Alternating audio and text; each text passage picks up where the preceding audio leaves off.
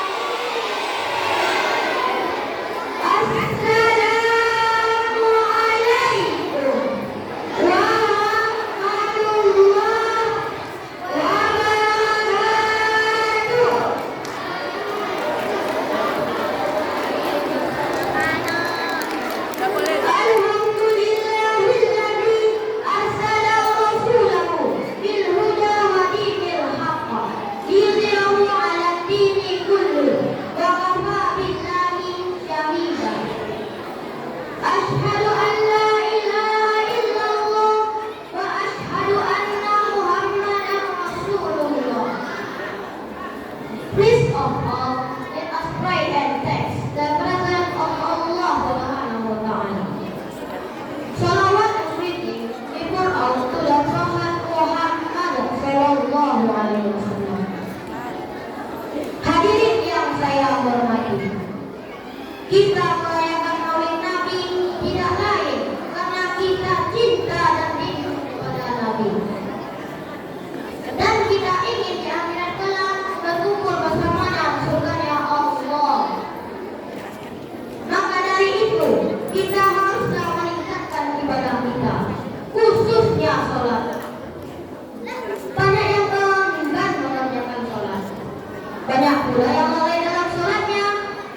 Sementara sholat itu kewajiban kita sebagai umat muslim.